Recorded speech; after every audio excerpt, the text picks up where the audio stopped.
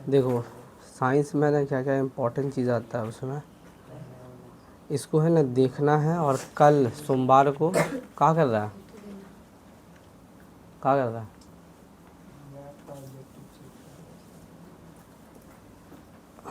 सोमवार को इसका टेस्ट देना, कल छुट्टी रहेगा शनिचर को दोनों टाइम, ठीक है। अब संडे को टेस्ट देना है किसका, मैथ का टेस्ट देना है। और मंडे को फिर ये जो साइंस आज जो पढ़ा रहे हैं उसका टेस्ट देना है, ठीक है। सबसे पहले इसमें रिप्रोडक्शन में रहेगा, फूलों का प्रजनन में रहेगा, ठीक है। फूल का प्रजनन,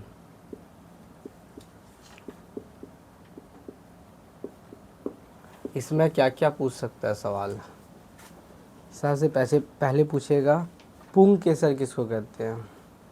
पुंग केसर ये इस नर भाग को पुंग केसर कहते हैं, ठीक है, ये वाला होगा। तो फूल में जो इस टाइप से रहता है ऐसे करके और ऐसे रहता है, इसको क्या बोलते हैं। तो ये पहला यही सवाल, मतलब इसमें क्या क्या सवाल आएगा बता देते हैं।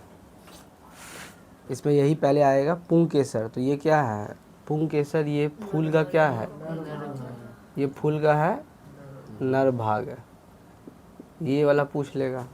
दूसरा सवाल पूछेगा, अब इसी में नर भाग होता है, अब इसको क्या बोलते हैं, ये जो लंबे भाग को क्या बोलते हैं। ऐसे तो ये पूरा नर भाग है, ठीक है ना। इस लंबे भाग को क्या बोलते हैं, फिलामेंट। क्या बोलते हैं इसको, फिलामेंट, या हिंदी में बोलते हैं इसको तंतु, ठीक है। क्या बोलते हैं इसको, ठीक है ना। और इसको क्या बोलते हैं, पराग कोश। इसको क्या बोलते हैं, पराग कोश।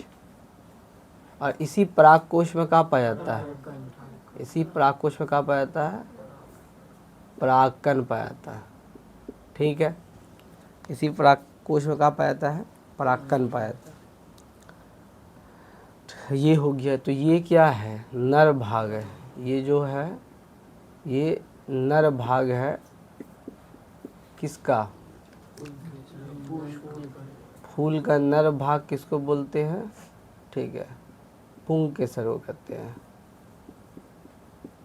ठीक है। नर भाग किसको कहते हैं, पुंग केसर को। ये पूछेगा तो फूल का नर भाग को क्या बोलते हैं, पुंग केसर। और पुंग केसर में एक लंबा सा होता है, ऊपर वाले भाग को क्या बोलते हैं, परागकोश। नीचे वाले भाग को क्या बोलते हैं, तंतु या फिलामेंट। परागकण कहाँ होता है, इसी के ऊपर एक गर्दा रहता है, ठीक है ना, परागकण होता है, ठीक है ना। तो परागकण कहाँ पाया जाता है, परागकोश में पाया जाता है। हो गया, इसमें क्लियर है, इसमें कोई दिक्कत नहीं है, ठीक है। अब आ जाते हैं किसमें, अब आते हैं कौन वाले भाग में, स्त्री केसर। स्त्री केसर में सबसे पहले तो कुछ ऐसा कुछ भाग होता है, एक लंबा होता है फिर, ठीक है, यहाँ पे ऐसे कुछ बीजान टाइप का होता है जो भी। ये स्त्री केसर को तो स्त्री केसर ही बोले जाएगा, ठीक। इसको इंग्लिश में पिस्टल भी बोलते हैं। ये मादा प्रजनन भाग होता है, फूले के अंदर रहता है, जिसमें अंडाशय होता है। कहाँ, इसके अंदर रहेगा, यहाँ रहेगा कुछ इस टाइप से अंडाशय रहेगा, ठीक है ना, यहाँ रहेगा अंडाशय रहेगा। और वर्तिकाग्र कहाँ हुआ, वर्तिकाग्र किसको कहेंगे, ऊपर वाले, ठीक है, वर्तिकाग्र किसको कहेंगे।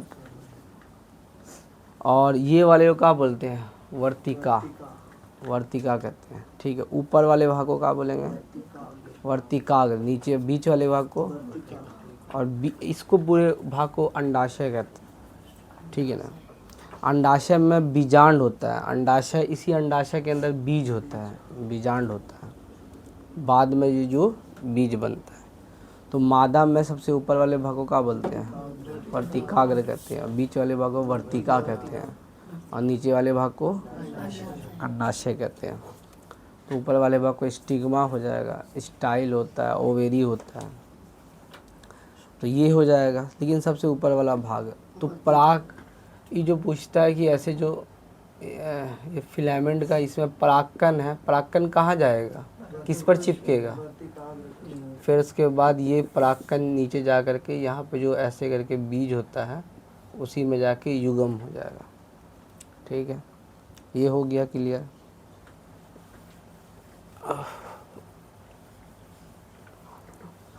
अब पूछते हैं, ठीक है, नर भाग को क्या बोलते हैं, पुंकेसर।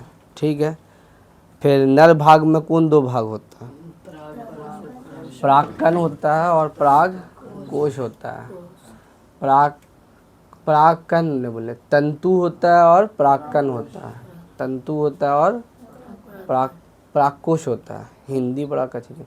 तंतु होता है और इसी डायग्राम से देख लो, ये क्या होता है, परागकोश। ये क्या होता है, परागकोश में कहाँ पाया जाता है, परागकण पाया जाता है।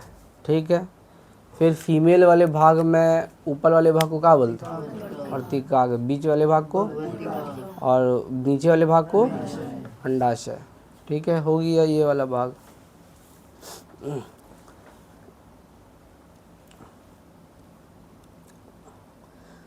परागकण तो जान गए क्या होता है।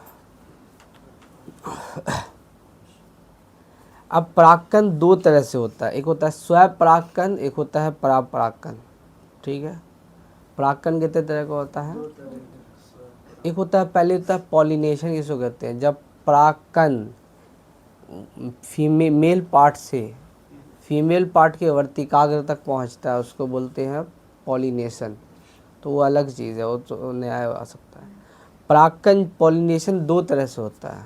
ठीक है, पॉलिनेशन कितने तरह से होता है, एक होता है खुद से होगा तो स्वयं परागकण होगा, और क्रॉस होगा तो परागकण होगा। दो तरह से परागकण होता है, एक होता है स्वयं परागकण, दो तरह से परागकण होता है, एक होता है स्वयं परागकण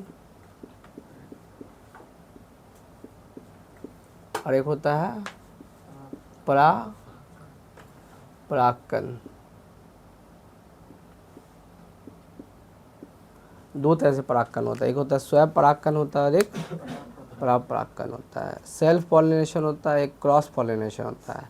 जब परागकण उसी फूल के वर्तिकाग्र पर स्थानांतरित होता है, मतलब एक फूल रहे उसी फूल के, उस एक फूल है जिसमें पुंकेसर भी है, स्त्री केसर भी है, तो फीमेल पार्ट का जो ये होता है, मतलब उसके एक फूल में होता है, एक फूल रहे, फूल जो भी एक फूल रहे, ये है, ये मान लो वर्तिकाग्र रहे, और उसी फूल का एक ये परागकण रहे, क्या बोलते हैं, पुंकेसर रहे।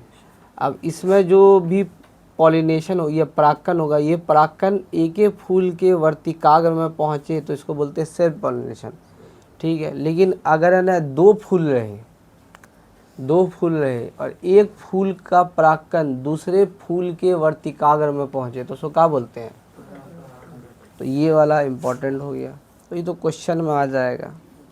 ठीक है, फिलहाल तो इतना ही पूछेगा। ठीक,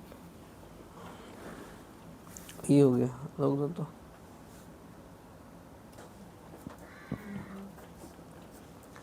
दूसरा है अभिक्रिया में है, पहला है संयोजन अभिक्रिया। पूछेगा क्या चीज़, संयोजन अभिक्रिया किसे कहते हैं, हो जाएगा जब दो या दो से अधिक अभिकारक मिलकर एक उत्पाद का निर्माण करते हैं, उसको क्या बोलते हैं, संयोजन अभिक्रिया। जब दो या दो से अधिक अभिकारक मिलकर एक उत्पाद का निर्माण करते हैं उसको संयोजन अभिक्रिया का उदाहरण पूछ सकता है। तो संयोजन अभिक्रिया का उदाहरण क्या चाहिए, carbon plus oxygen is equal to क्या हो जाएगा, CO2। और क्या है, हाइड्रोजन को जब जलाएंगे ऑक्सीजन के साथ तो क्या हो जाएगा, H2O बनेगा। ठीक है ना। और क्या है, जैसे चूना ले लिया, उसको किस में डाल दिया, पानी में डाल दिया तो क्या बनेगा, ठीक है, CaOH का होल 2। तो ये सब क्या है, कॉम्बिनेशन रिएक्शन या संयोजन अभिक्रिया का उदाहरण है, इसमें कोई दिक्कत नहीं होगा, ये हो जाएगा। ठीक, अब ये संयोजन अभिक्रिया के उल्टा कौन अभिक्रिया होता है, पूछेगा, वियोजन अभिक्रिया। तो वियोजन अभिक्रिया में क्या है, जब एकल अभिकारक टूटकर छोटे छोटे उत्पाद में बनते हैं तो उसको क्या बोलते हैं? ठीक है, जब एकल अभिकारक टूट कर छोटे छोटे उत्पाद बनते हैं उसको क्या बोलते हैं? वियोजन अभिक्रिया का 3 तरह का वियोजन अभिक्रिया होता है। एक होता है सूरज की रोशनी से तोड़ना है तो क्या होता है? फोटोलाइसिस। एक होता है इलेक्ट्रोलाइसिस, पानी से तोड़ना है तो इलेक्ट्रोलाइसिस। एक होता है थर्मल डिकम्पोजिशन, ठीक है, थर्माइट रिएक्शन। उसमें एक देखो 3 तरह का होगा, ठीक है। वियोजन अभिक्रिया, जो वियोजन अभिक्रिया है 3 तरह का होगा। पहला होगा हीट दे करके। हीट दे का एग्जाम्पल कौन है? CaCO3। उसको आप गर्म कीजिएगा तो बनेगा CaO प्लस CO2 बनेगा। ये क्या है? हीट दे के कोई चीज़ को तोड़ा, ठीक है। एक क्या है? करंट से तोड़ना। करंट से किसको तोड़ेंगे? पानी को लिया, उसमें करंट डाला, पानी हाइड्रोजन अलग हो जाएगा, हाइड्रोजन अलग हो जाएगा और ऑक्सीजन अलग हो जाएगा। एक है सूरज के रोशनी से तोड़ना। सूरज की रोशनी से क्या टूटेगा? AgCl और AgBr टूटेगा। ये दोनों सूरज के रोशनी से टूटेगा। सूरज की रोशनी टूट रहा है तो उसको क्या बोलेंगे? फोटोलाइसिस बोलते हैं। Ag अलग हो जाएगा और Cl अलग हो जाएगा। Ag अलग हो जाएगा और Cl अलग हो जाएगा, ठीक है ना। Br, हाँ, Br अलग हो जाएगा, ठीक है ना।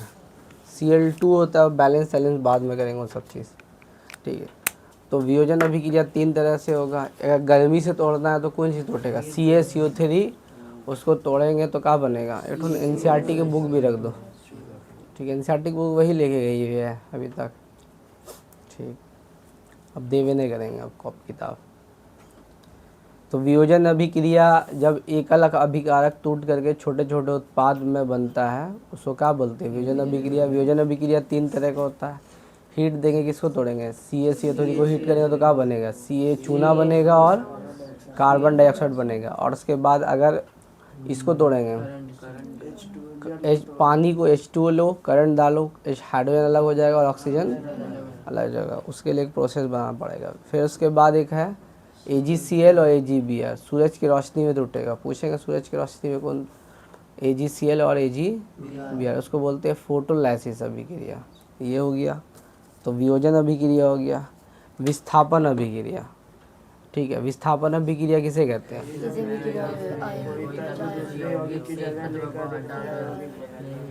जब एक तत्व दूसरे यौगिक को हटाकर उसकी जगह ले लेता और एक नया यौगिक बनाता। हाँ, तो विस्थापन अभिक्रिया में क्या होता है कि कोई एक तत्व है, ठीक है, जैसे है नाजिस, ठीक है, और ये है Cu, गुफरान है, SO4 है, समझ रहे हो ना। तो Fe किसको हटा देगा? ये प्लस है, ये प्लस और ये मान लो माइनस है, तो प्लस वाला किससे रिएक्ट करेगा? SO4 से, तो बनावेगा FeSO4 और किसको हटा देगा? Cu को हटा देगा। तो ये हो गया कौन अभिक्रिया? विस्थापन अभिक्रिया। कहे ऐसा हुआ, क्यों हुआ? क्योंकि ये अधिक अभिक्रियाशील है इससे, ये ज़्यादा हैंडसम है कंपेयर टू Cu के। गुफरान ज़्यादा गुफरान, लेकिन ज़्यादा हैंडसम तो गुफरान है जी। तो ये बोलेगा जिसकी ये अधिक अभिक्रियाशील है। आयरन अधिक अभिक्रियाशील है किससे? कॉपर से। आयरन अधिक अभिक्रियाशील है किससे? कॉपर से। और भी एक एग्जाम्पल पूछे है Zn प्लस H2SO4 तो बनेगा ZnSO4 प्लस H2। तो ये समझ में आ गया कौन अभिक्रिया के बारे में। और द्वितीय विस्थापन अभिक्रिया में क्या होता है? द्वितीय विस्थापन अभिक्रिया में क्या होता है? आयनों का, इस अभिक्रिया में आयनों का आदान प्रदान होता है, ठीक है ना। आयनों का आदान प्रदान होता है, उसको क्या बोलते हैं? द्वितीय विस्थापन अभिक्रिया कहते हैं, ठीक है। सबसे पहले हम फूल के बारे में बताएं। फूल में उसमें है पुंग स्त्री केसर, नर भाग को क्या बोलते हैं? पुंकेसर। पुंकेसर में दो भाग होता है, ऊपर वाला भाग को क्या बोलते हैं? परागकण, परागकोश। परागकोश में क्या होता है? परागकण, ठीक है। और स्त्री भाग में सबसे ऊपर वाला भाग को क्या बोलते हैं? वर्तिकाग्र बोलते हैं। फिर बताया संयोजन अभिक्रिया किसे कहते हैं? जब दो या दो से अधिक अभिकारक मिलकर एक उत्पाद का निर्माण करते हैं उसको क्या बोलते हैं? संयोजन अभिक्रिया। और वियोजन अभिक्रिया किसे कहते हैं? जब एक एकल अभिकारक टूटकर दो या दो से अधिक उत्पाद का निर्माण करते हैं, उसमें क्या बोला था? संयोजन अभिक्रिया। जब दो या दो से अधिक अभिकारक मिलकर एक उत्पाद का निर्माण करते हैं उसको बोलते हैं संयोजन अभिक्रिया। और यह वियोजन अभिक्रिया, जब एकल अभिकारक टूटकर दो या दो छोटे छोटे उत्पाद का निर्माण करते हैं उसको क्या बोलते हैं? वियोजन अभिक्रिया। विस्थापन अभिक्रिया बता दिया।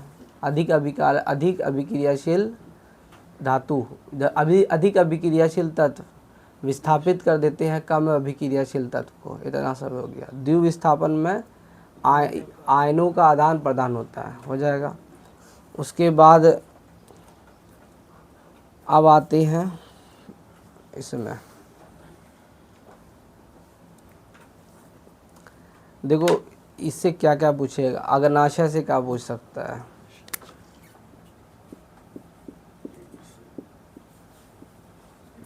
पैनक्रियास से क्या पूछ सकता है? पैनक्रियास से पूछेगा कि अग्नाशय जो होता है उससे पूछेगा कि अग्नाशय से कौन सा हार्मोन निकलता है। अग्नाशयिक हार्मोन वो तो है, वो अलग चीज़ है, ठीक है ना, वो पचाने वाला है। अग्नाशय से कौन सा हार्मोन निकलता है? अग्नाशय से कौन सा हार्मोन निकलता है? इंसुलिन हार्मोन निकलता है। अग्नाशय से निकलता है इंसुलिन हार्मोन निकलता है, जो ब्लड में, रक्त में शर्करा को स्तर को कंट्रोल करता है। और इंसुलिन की कमी से कौन सा बीमारी होता है? डायबिटीज होता है। बस इतने से पूछ सकता है, ठीक है ना। अग्नाशय से कौन सा हार्मोन निकलता है? और ये कौन सा बीमारी के लिए होगा? इसकी कमी, इंसुलिन की कमी से कौन सा बीमारी होगा? डायबिटीज़ होगा, ठीक है। अब फंक्शनल ग्रुप पूछेगा। क्या पूछेगा? फंक्शनल ग्रुप पूछेगा। अल्कोहल का फंक्शनल ग्रुप क्या होता है? तो बताना है OH। एल्डिहाइड का क्या होता है? CHO। कीटोन का क्या होता है? CO। कार्बोक्सिलिक अम्ल का क्या होता है? COOH, ठीक है ना। अल्कोहल का होता है OH। एल्डिहाइड का क्या होता है? CHO। कीटोन का होता है CO। और कार्बोक्सिलिक अम्ल का क्या होता है? COOH। फिर से बोल रहे हैं, अल्कोहल का OH, एल्डिहाइड का CHO, और कीटोन का CO, कार्बोक्सिलिक अम्ल का COOH। हो जाएगा, ठीक है। अल्कोहल का, एल्डिहाइड का CHO, कीटोन का, कार्बोक्सिलिक अम्ल का, ये हो जाएगा। अब कूद कूद के बताइए एल्केन, एल्कीन, एल्काइन का फार्मूला, ठीक है ना। एल्केन का फार्मूला हो जाएगा, क्या है? CnH2n+2। ये किसका फार्मूला है? एल्केन, तो एल्केन का। और एल्कीन का फार्मूला क्या हो जाएगा? CnH2n। और एल्काइन का फार्मूला क्या हो जाएगा? CnH2n+-2। एल्केन का फार्मूला क्या हो जाएगा? कह दो ना +2, सिंगल बॉन्ड। कह दो ना डबल बॉन्ड। कह दो ना -2। एल्केन में सिंगल बॉन्ड बनेगा। अच्छा, ये है कौन कार्बन? संतृप्त हाइड्रोकार्बन। और ये क्या है? असंतृप्त हाइड्रोकार्बन। ऊपर वाला संतृप्त है और नीचे दो वाला है असंतृप्त है। एल्केन का फॉर्मूला क्या होगा? कह दो ना +2। और एल्कीन का कह दो ना, और एल्काइन का कह दो ना -2, ठीक है। अब यहाँ से आते इधर, एल्काइन हो गया। एसिटिक अम्ल। अच्छा, अब अम्ल के बारे में पूछेगा, ठीक है। ये तो हो गया, इससे पूछ दी से। अब पूछेगा अम्ल के बारे में, पूछेगा एसिटिक अम्ल। एसिटिक, इसमें सिरका में कौन सा अम्ल होता है? एसिटिक अम्ल। और एसिटिक अम्ल का फॉर्मूला होता है CH3COOH। सिरकरा में कौन सा अम्ल होता है? एसिटिक अम्ल। ठीक है, सिरकरा में कौन सा अम्ल होता है? एसिटिक अम्ल। सिरकरा में कौन सा अम्ल होता है? एसिटिक अम्ल। रुको तो एक मिनट। अम्ल में कौन कौन सा अम्ल आवेगा? पहले पूछेगा सिरकरा में कौन सा अम्ल होता है? एसिटिक अम्ल होता है। ये है सिरकरा, इसमें कौन सा अम्ल होगा? एसिटिक अम्ल होगा। इसको बनाना नींबू, नाटा नींबू।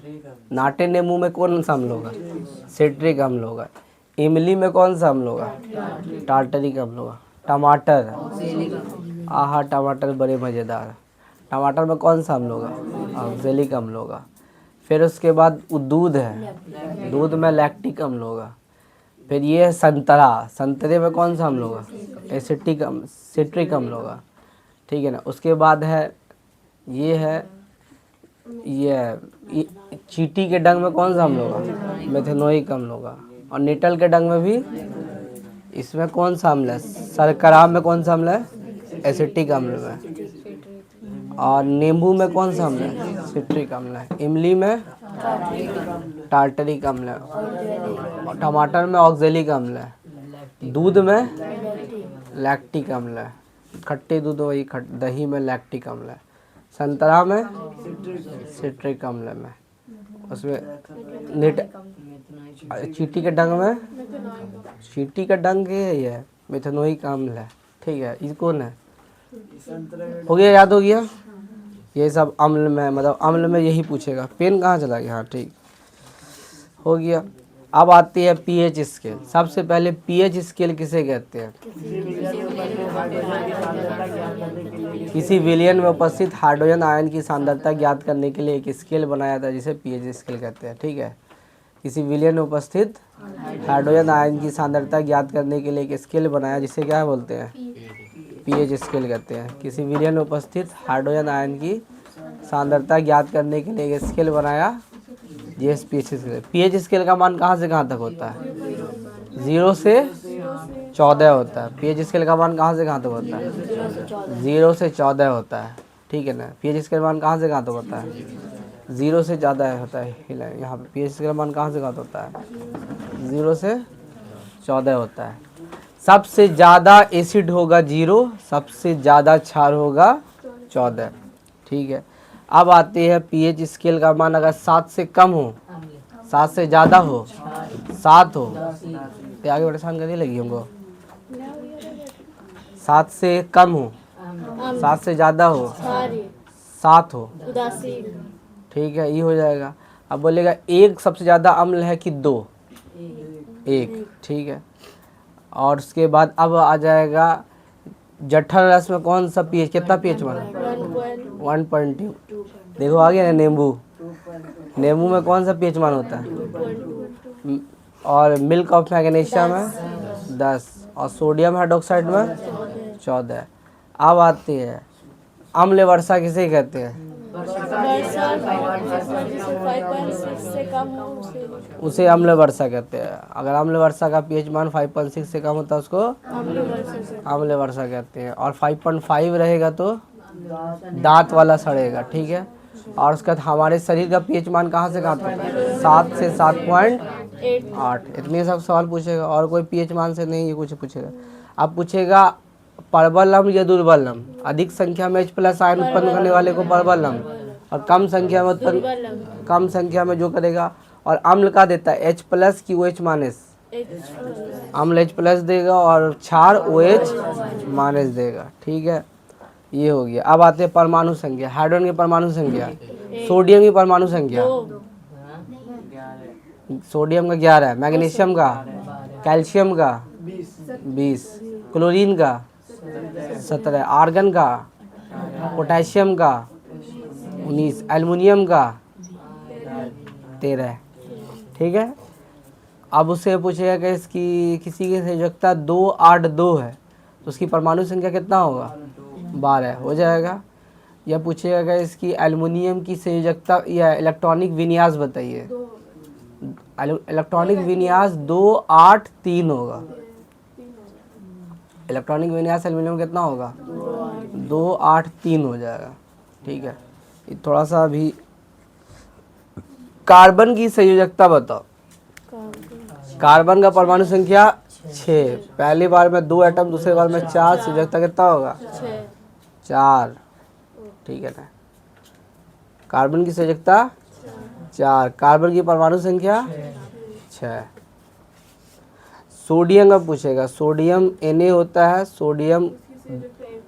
सोडियम 11, परमाणु संख्या 2, 8, 1, संयोजकता कितना होगा 1, इलेक्ट्रॉनिक विन्यास 2, 8, 1।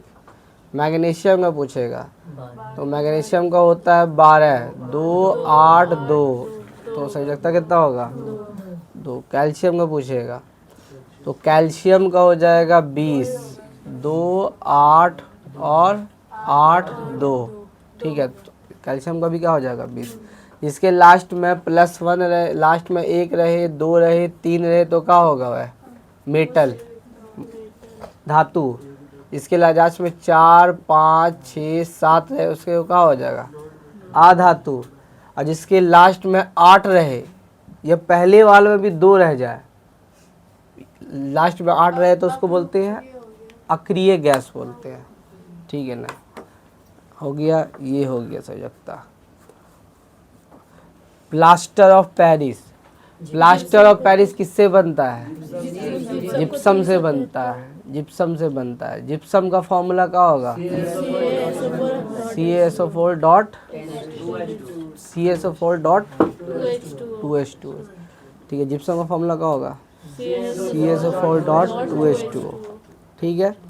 उसके बाद प्लास्टर ऑफ जिप्सम को क्या करेंगे 373 डिग्री पर गर्म करने पर ये अपने जल के अणु को त्याग देता है और बनाता है कैल्शियम सल्फेट हेमीहाइड्रेट। फॉर्मूला होगा प्लास्टर ऑफ पेरिस का CaSO4.12H2O। प्लास्टर ऑफ पेरिस का फॉर्मूला क्या होगा CaSO4.12H2O। प्लास्टर ऑफ पेरिस का फॉर्मूला क्या होगा। प्लास्टर ऑफ पेरिस का यूज कहाँ कहाँ होगा डॉक्टर टूटी हुई हड्डी को स्थिर रखने के लिए होता है, डेकोरेट या सजाने में होता है, फूल खिलौने बनाने में होता है, हो जाएगा। प्लास्टर ऑफ पेरिस में पानी डाल दिया क्या हो जाएगा प्लास्टर ऑफ पेरिस में पानी डाल देंगे तो क्या बन जाएगा जिप्सम बन जाएगा। अब आते हैं दृष्टि दोष। दृष्टि दोष कितने तरह का होता है 3 तरह का, निकट दृष्टि दोष, दूर दृष्टि दोष और जरा दृष्टि दोष, ठीक है। तो दृष्टि दोष कितने तरह का होता है 3 तरह का होता है। 1 मिनट रुको तो हम आप सबको एक तो बीमारी देते हैं, नया बीमारी। निकट दृष्टि दोष, दृष्टि दोष कितने तरह का होता है 3 तरह का होता है। एक होता है निकट दृष्टि दोष, एक होता है दूर दृष्टि दोष और एक होता है जरा दृष्टि दोष। तो 3 तरह का दोष होता है। पहला कौन होता है निकट दृष्टि दोष, दूसरा क्या होता है दूर दृष्टि दोष, तीसरा क्या होता है जरा दृष्टि दोष। पहला क्या होता है निकट दृष्टि दोष, दूसरा क्या होता है दूर दृष्टि दोष, तीसरा क्या होता है जरा दृष्टि दोष। पहला होता है निकट, फिर होता है दूर दृष्टि दोष, फिर होता है जरा दृष्टि दोष, ठीक है। 3 तरह का दोष होता है। पहला होगा निकट दृष्टि दोष, दूसरा होगा दूर दृष्टि दोष, तीसरा का होगा जरा दृष्टि। निकट दृष्टि दोष किसको कहते हैं जिसमें निकट का वस्तु साफ दिखाई देगा, दूर का वस्तु साफ दिखाई नहीं देगा। निकट दृष्टि दोष उस दोष को कहते हैं जिसमें निकट का वस्तु साफ दिखाई देगा लेकिन दूर का वस्तु साफ दिखाई नहीं देगा। निकट दृष्टि दोष उस दोष को कहते हैं जिसमें निकट का वस्तु साफ दिखाई देगा लेकिन दूर का वस्तु साफ, मतलब निकट का दिखाई देगा, निकट का दिखाई देगा और दूर का दिखाई नहीं देगा। इसमें क्या होगा दूर का दिखाई देगा और निकट का दिखाई नहीं देगा। इसमें दोनों नहीं देगा, ना नज़दीक देगा। ये तो नेहा को है भाई, बूढ़ा ही हो गई है, उम्र के साथ साथ होता है। जिसमें निकट का भी नहीं दिखाई देता है, दूर का भी नहीं दिखाई देता है, ठीक है। निकट दृष्टि दोष, तो अब निकट दृष्टि दोष किसको है, मान लो निकट दृष्टि गुफरान को, जिसमें निकट का दिखाई देगा, निकट की दिखाई दे रही है लेकिन दूर की दिखाई नहीं दे रही है।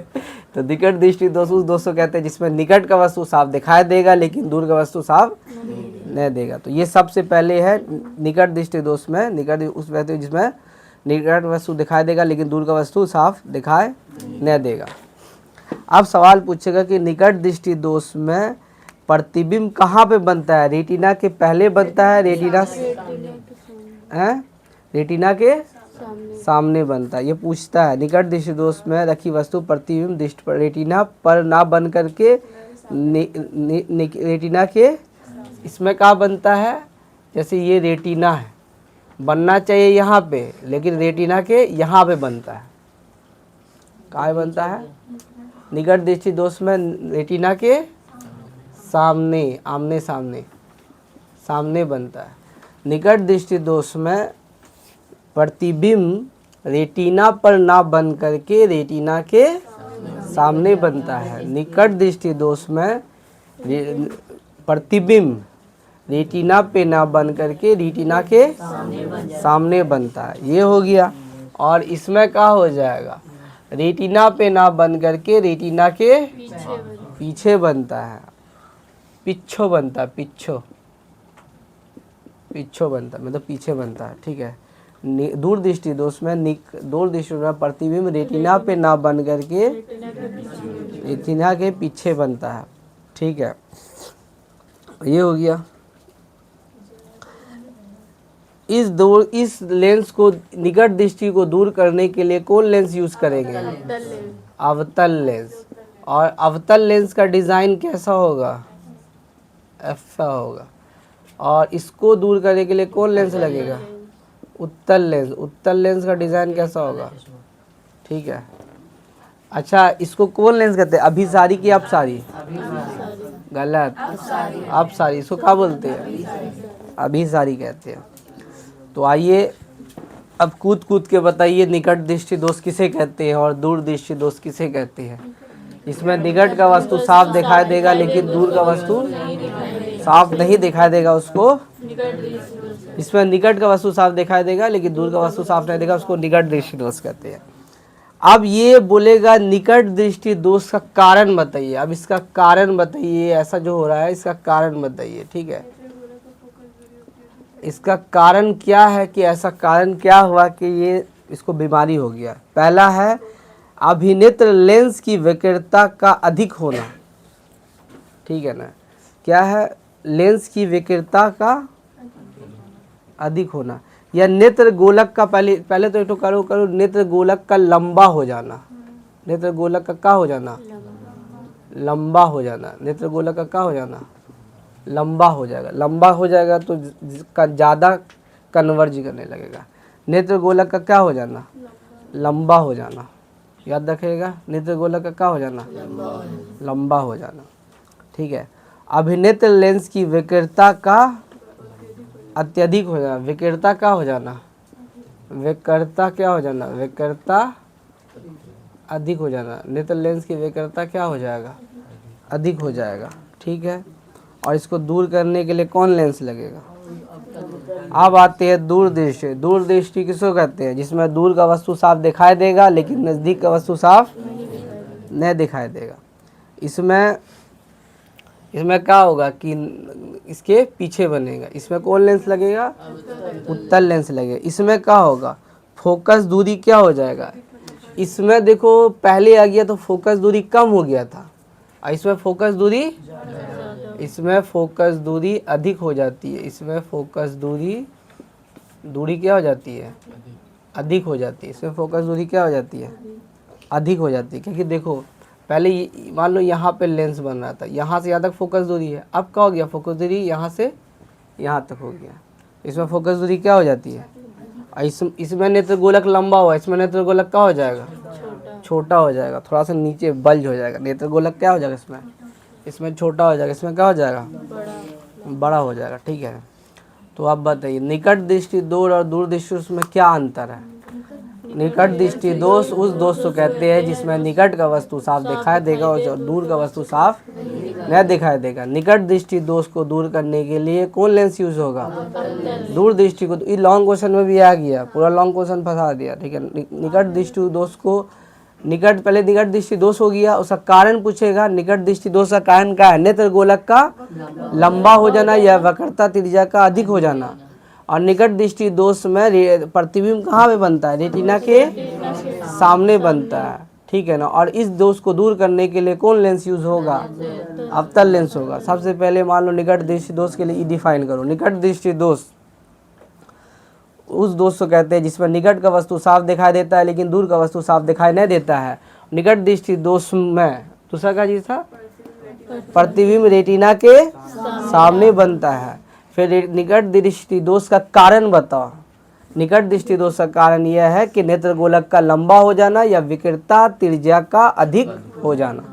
चौथा बात है, इस दोष को दूर करने के लिए कौन लेंस यूज किया जाएगा? अवतल लेंस यूज किया जाएगा। ठीक है, हो गया।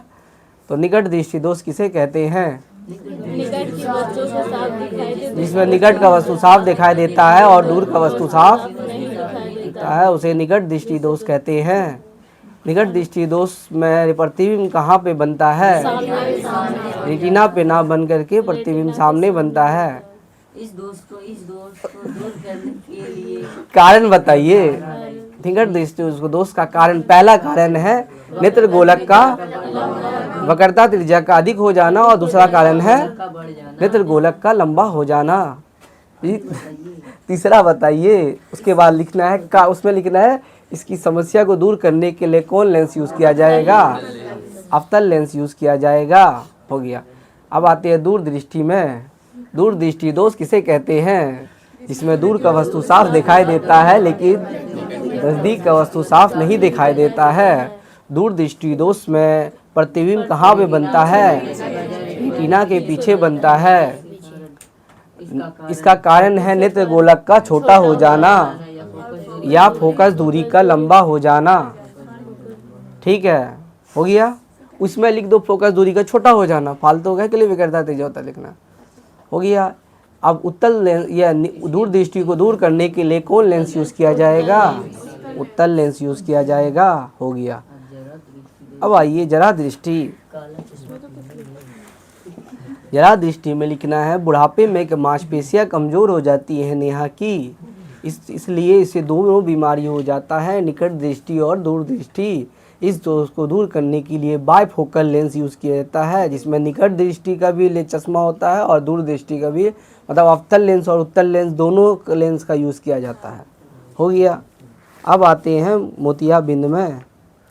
मोतियाबिंद में आ गए। हो गया। निकट हो गया ना। एग्जाम में बहुत इंपॉर्टेंट चीज़ है, याद रखें। इसको मजाक में बता दिया लेकिन है इंपॉर्टेंट बात। पेंदो जी में हो गया। निकट दृष्टि दोष हो गया, दूरदृष्टि और जरा दृष्टि। निकट दृष्टि दोष को दूर करने के लिए कौन चश्मा यूज करोगी, लेंस यूज करोगी? बोल। देखो ये हाल है। अबे लेंस, वही लेंस, कौन लेंस यूज करोगी? चश्मे नहीं होगा, चश्मा में लेंस से ना होगा। देखो ये हाल है। पानी पिए दूंगा यार। अब आते हैं इसमें एसआई मात्रक में आते हैं।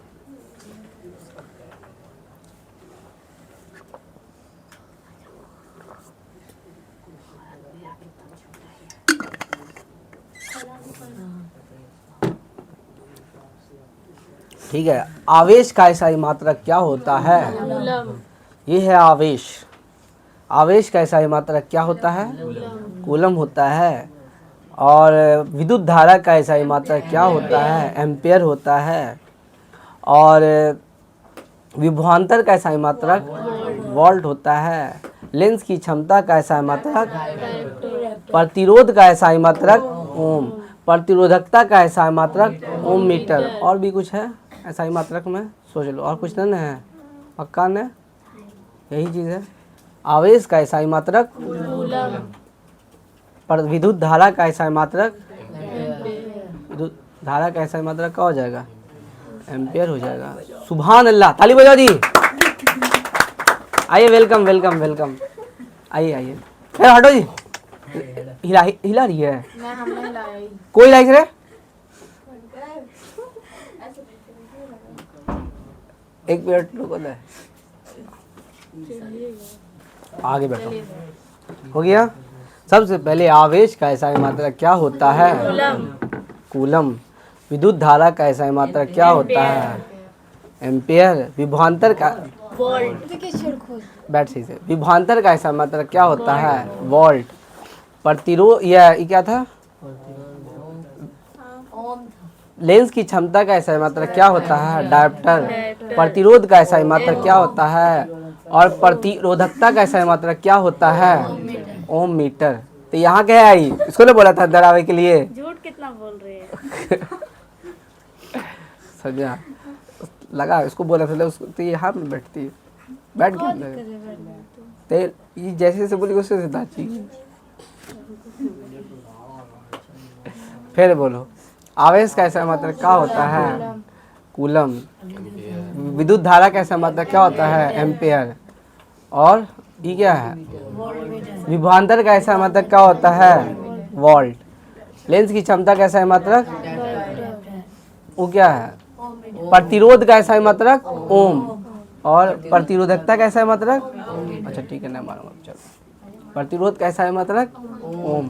प्रतिरोधकता का ऐसा मतलब ओम मीटर। रोवेगी ने? रोवेगी ने? प्रतिरोधकता कैसा है मतलब ओम मीटर। फिर से बोलो। आवेश का कूलम आवेश का कूलम। प्रतिरोध या विद्युत धारा का एम्पेयर। विभवांतर का वोल्ट विभवांतर का वोल्ट। लेंस की क्षमता का, प्रतिरोध का, सोनी का ओम मीटर। ठीक है सोनी,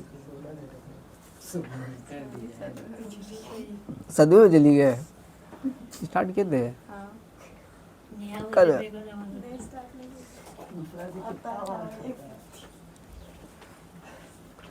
अवतल दर्पण का उपयोग कहाँ कहाँ होता है?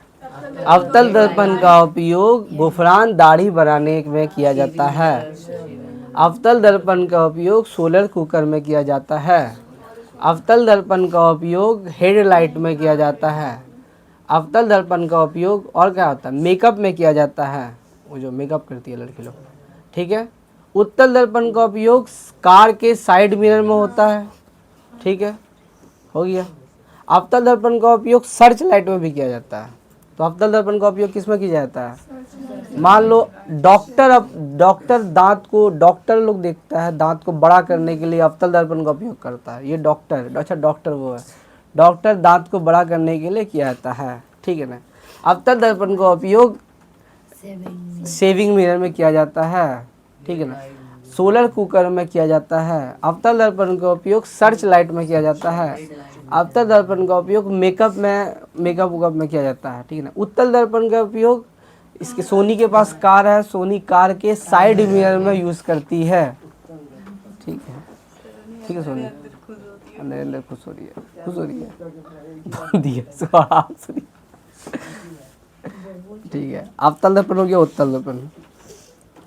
उत्तल लेंस और अवतल लेंस के बारे में। उत्तल लेंस को कौन लेंस कहते हैं? अभिसारी। और अवतल लेंस को क्या लेंस? अपसारी। उत्तल लेंस को अब ये अब से परवल, तीन परवल अम्ल का नाम बताइए। यहाँ पे तीन। सबसे खतरनाक HCl, दूसरी खतरनाक H2SO4, तीसरी खतरनाक HNO3। ठीक है, उसके अलावा जो भी अम्ल होगा दुर्बल अम्ल होगा। परवल अम्ल में तीन अम्ल, एक है HCl खतरनाक, ये है, अरे हो गया आप नया मारा, इतना रूल नहीं दिया, लगा सदमे में चली गई। एक है HCl, दूसरा है और तीसरा है hydrochloric acid HCl, sulphuric acid H2SO4 और नाइट्रिक एसिड HNO3। ये तीन अम्ल क्या है? परबल अम्ल है। इसके अलावा जो भी अम्ल आवेगा वो दुर्बल अम्ल। और CH3COO दुर्बल अम्ल है। तो परबल अम्ल में तीन याद रख लो, उसके अलावा जो आवेगा दुर्बल अम्ल है। परबल अम्ल कौन कौन अम्ल? H2SO4, HNO3। ये हो गया। N के बीच, दो N नाइट्रोजन के बीच कितना बंधन होता है? तीन बंधन होता है। ऑक्सीजन के बीच दो, बेचारी पतली है। हाइड्रोजन के बीच सिंगल बॉन्ड होता है। ठीक है, ठीक है। नाइट्रोजन के बीच कितना बंधन होता है? तीन बंधन होता है। ऑक्सीजन के बीच दो बंधन होता है। ये ऑक्सीजन थोड़े है, ऑक्सीजन तो जेबा है। ऑक्सीजन के बीच दो बंधन होता है और हाइड्रोजन के बीच एक बंधन होता है। ठीक है, अगर एक बंधन हो तो उसको क्या बोलेंगे, संतृप्त की असंतृप्त, और 2 और 3 है तो उसको क्या बोलेंगे, असंतृप्त। इलेक्ट्रॉन की अधिकतम संख्या होती है n स्क्वायर, इसको याद रखना, इलेक्ट्रॉन की अधिकतम संख्या होती है, ठीक है ना। ये हो गया। स्पष्ट दृष्टि की न्यूनतम दूरी कितनी सेंटीमीटर होगी, 25 सेंटीमीटर, कम न दिख पाओगी।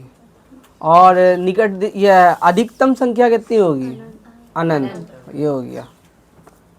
वृक्क, किडनी, वृक्क का क्या है, उत्सर्जन है, ठीक है ना। वृक्क क्या होता है, 2 होगा, ऐसे है। न्यूरॉन में भी कुछ नहीं करें। हवा, पवन के लिए, पवन चक्की के लिए कम से कम हवा का स्पीड कितना होना चाहिए, 15 किलोमीटर पर आवर। पवन चक्की के लिए हवा का स्पीड कितना होना चाहिए, 15 किलोमीटर पर आवर।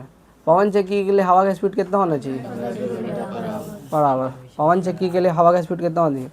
बोलता है कि इसकी घरेलू परिपथ में, घर में कितना फ्रीक्वेंसी का करंट आता है, 50 फ्रीक्वेंसी का करंट आता है। हम लोग के घर में कितना फ्रीक्वेंसी का करंट आता है, 50 HZ का करंट आता है, ठीक है ना। कितना फ्रीक्वेंसी करंट आता है। रक्तचाप का वैल्यू कितना होता है, 120/80, ठीक है। ये हो गया। ओजोन में आते हैं, ओजोन का फॉर्मूला बोलो, O3। ओजोन कौन सा स्फीयर में होता है, स्ट्रेटोस्फीयर। स्ट्रेटोस्फीयर को कौन सा लेयर, सबसे नीचे वाला लेयर को क्या बोलते हैं, समताप मंडल।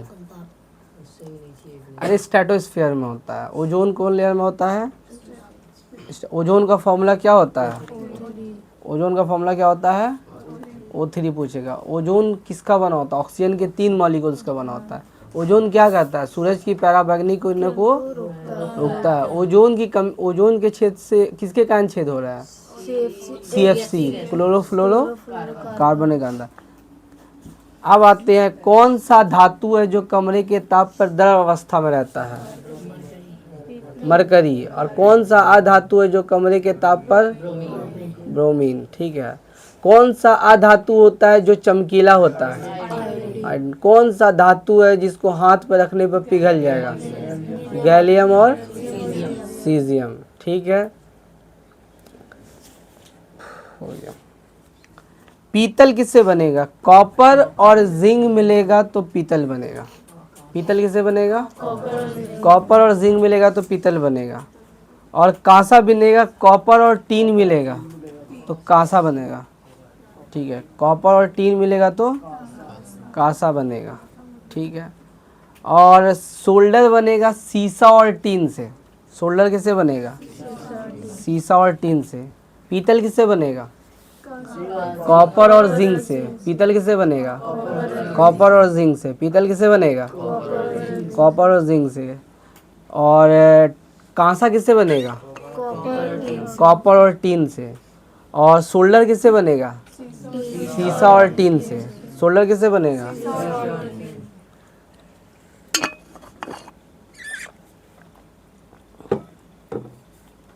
नर भाग को क्या कहते हैं, और यह परागकण कहाँ पाया जाता है, परागकोश। संयोजन अभिक्रिया किसे कहते हैं, जब 2 या 2 से अधिक अभिकारक मिलकर एक उत्पाद का निर्माण करते हैं उसे संयोजन अभिक्रिया। विजन अभिक्रिया किसे कहते हैं, विस्थापन अभिक्रिया हो जाएगा। द्विविस्थापन अभिक्रिया, एक्सचेंज ऑफ आयन, ठीक है ना। अग्नाशय से कौन सा हार्मोन निकलता है, इंसुलिन। इंसुलिन हार्मोन की कमी से कौन सा रोग होता है, डायबिटीज, ठीक है। आप कूद कूद के बताइए, एल्केन एल्किन एल्काइन का फॉर्मूला, क्या दोनों मास्टर। एसिटिक अम्ल का फॉर्मूला CH3COOH। पीएच मान किसे कहते हैं, पीएच स्केल किसे कहते हैं, किसी विलयन में उपस्थित हाइड्रोजन आयन की सांद्रता ज्ञात करने के लिए एक स्केल बनाया गया जिसे पीएच स्केल कहते हैं। पीएच स्केल का मान 0 से 14 होता है। 7 होगा तो उदासीन होगा, 7 से कम होगा तो एसिड होगा, 7 से ज़्यादा होगा तो क्षार होगा। जठर रस का पीएच मान कितना होता है, 1.2। नींबू का होता है 2.2। मेल का मैग्नीशियम कितना होता है, 10 होता है। सोडियम हाइड्रोक्साइड कितना होता है, 14 होता है, ठीक है ना। उसके बाद 5.6 से कम होता है तो कौन वर्षा होगा, अम्ल वर्षा होगा। हमारी बॉडी का पीएच मान कितना होता है, 7 से 7.8 तक होता है। हो गया पीएच मान। परमाणु संख्या, हाइड्रोजन की परमाणु संख्या 1, हीलियम 2, लिथियम 3, बेरिलियम 4, बॉन्ड 5, carbon 6, nitrogen 7, oxygen 8, fluorine 9, neon 10, sodium 11, magnesium 12, aluminium 13, silicon 14, phosphorus 15, sulphur 16, chlorine 17, argon 18, potassium 19, calcium 20। इसको याद कर लेना है, ठीक है। उसके बाद प्लास्टर ऑफ पेरिस किससे बनता है? जिप्सम से बनता है। जिप्सम को क्या करेंगे? 373 डिग्री पर गर्म करेंगे और क्या बनावेगा? कैल्शियम या पानी को त्याग करेगा और बनावेगा कैल्शियम सल्फेट हेमी हाइड्रेट बनावेगा। और प्लास्टर ऑफ पेरिस में पानी डाल देंगे तो क्या बन जाएगा? फिर से जिप्सम बन जाएगा। प्लास्टर ऑफ पेरिस का फॉर्मूला, प्लास्टर ऑफ पेरिस का फॉर्मूला CaSO4.12H2O। तो निकट, आप कूद कूद के बताइए, निकट दृष्टि, दूर दृष्टि और जरा दृष्टि किसे कहते हैं? इसमें निकट की वस्तु साफ दिखाई देती है। निकट दृष्टि दोष, जिसमें निकट की वस्तु साफ दिखाई देती है लेकिन दूर की वस्तु साफ दिखाई नहीं देती है। निकट दृष्टि दोष में प्रतिबिंब कहाँ बनता है? रेटिना के सामने बनता है। निकट दृष्टि दोष का कारण है नेत्र का गोलक का लंबा होना या विकलता त्रिज्या का अधिक हो जाना। निकट दृष्टि दोष को दूर करने के लिए कौन लेंस यूज हो गया जाएगा? अवतल लेंस। दूर दृष्टि दोष किसे कहते हैं? दूर दृष्टि दोष उस दोष को कहते हैं जिसमें दूर की वस्तु साफ दिखाई देती है लेकिन नजदीक की वस्तु साफ दिखाई नहीं देती है। दूर दृष्टि दोष को दूर करने के लिए इसमें प्रतिबिंब रेटिना पे न बन के रेटिना के पीछे बनता है। इसमें नेत्र गोलक या छोटा हो जाना या फोकस दूरी बढ़ जाता है। इस दोष को दूर करने के लिए कौन लेंस यूज किया जाएगा? उत्तल लेंस यूज किया जाएगा। और जरा दृष्टि में तो जान रही हो, बुढ़ापे में मांसपेशी कमजोर होती है, ना उसको नजदीक का वस्तु दिखाई देता ना उसको दूर का वस्तु दिखाता है। इस दोष को दूर करने के लिए दोनों लेंस अवतल और उत्तल दोनों यूज किया था। उसको बोलते हैं बायफोकल लेंस का यूज किया था। हो गया। आवेश कैसा मात्रक का होता है? कूलम। पर यह विद्युत धारा कैसा मात्रक? एम्पियर। विभवांतर कैसा मात्रक? वोल्ट। और लेंस की क्षमता कैसा मात्रक? प्रतिरोध कैसा मात्रक? प्रतिरोधकता कैसा मात्रक? याद देखो, पता है कभी नहीं भूलोगी। प्रतिरोधक पता है कहीं दिया है इसको, ये वाला भूल जाता नहीं। प्रतिरोधकता कैसा मात्रक का होता है? ओम मीटर। हजामत बनाने में कौन लेंस का यूज करेगा? गुफरान। अवतल लेंस। परवल हम किसे कहते हैं? अधिक कम संख्या में प्लस आयन उत्पन्न करने वाले हम लोगों को क्या बोलते हैं? दुर्बल हम कहते हैं।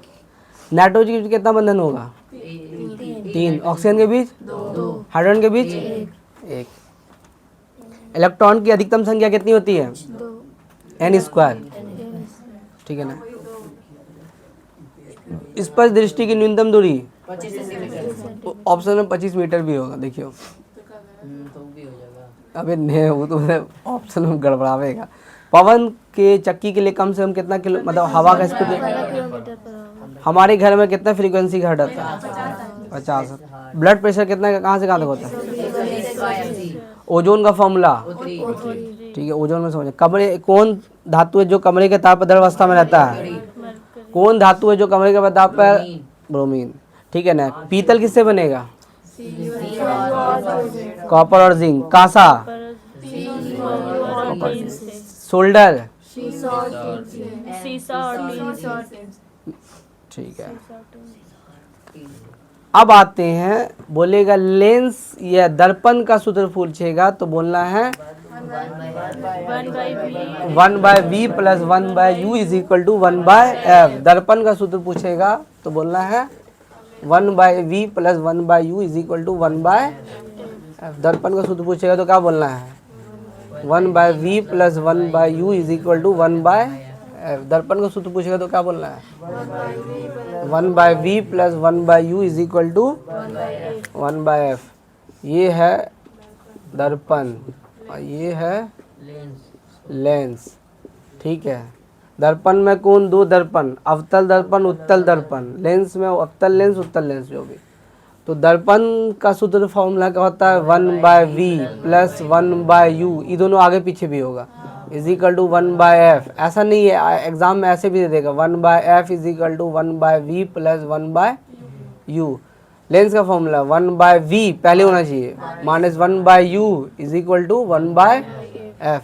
दर्पण में आवर्धन का फॉर्मूला होगा -v/u, इसमें हो जाएगा v/u। याद रखियो, यही पूछेगा। मान v/u, u म्यू नहीं है, u है। ठीक है। मैग्निफिकेशन, तो दर्पण का सूत्र क्या होगा? 1/v plus 1/u is equal to 1/f। और लेंस का होगा और आवर्धन में याद देखिए इसमें फंस जाएगा, यहाँ पे माइनस है उसमें प्लस है। हीरे का अपवर्तनांक कितना होता है? 2.2 एल्युमिनियम बनाने के लिए किसका यूज़ करेंगे? बॉक्साइड। बॉक्साइट का यूज़ करेंगे, ठीक है। और मरकरी का एस का नाम क्या है?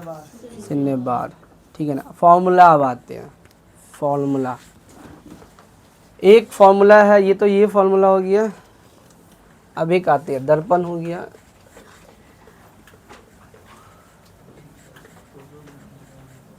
जो ये उसको ऑफ करो, तो उधर ऑफ करो, उसको ऑफ करो।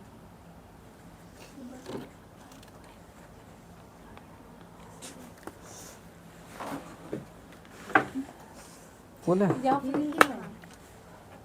नहीं हो रहा, देखिए वही होगा, वही अब उसको पटकना पड़ेगा। फिर नीचे पटक।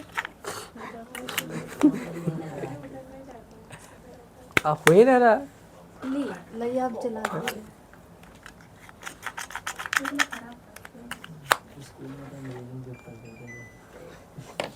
अब आते हैं, कौन सा फॉर्मूला में आते हैं? पहले आई का फॉर्मूला बोलो, क्यू बाई टी। एक ये फॉर्मूला है, वी बराबर डब्लू बाई क्यू, ठीक है। उसके बाद और क्या फॉर्मूला है? ओम्स का लॉ, ओम्स लॉ बराबर वी बटा आई आर, आई बराबर वी बटा आर, इसी से आर बराबर वी बटा आई। ये सब तो याद करना थोड़ा पड़ेगा। फिर उसके बाद और भी बहुत सारे, इसका तो फॉर्मूला याद करना पड़ेगा। फॉर्मूला में हम कुछ ट्रिक देखने बता सकते हैं। ग्लूकोज का फॉर्मूला, चूना का फॉर्मूला, खैनी वाले चूने का फॉर्मूला, CaOH का, चूना पत्थर का फॉर्मूला काकोथरी, ठीक है। उसके बाद आ जाओ और भी किसा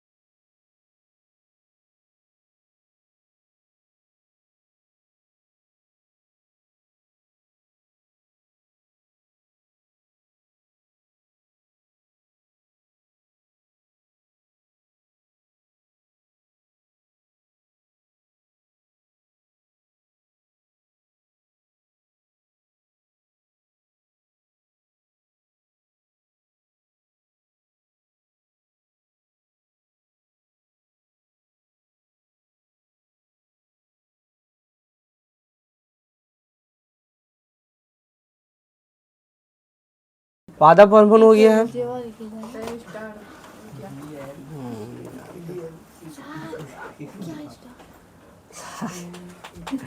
अब आते हैं अंतःस्रावित ग्रंथि, इंडोक्राइन सिस्टम।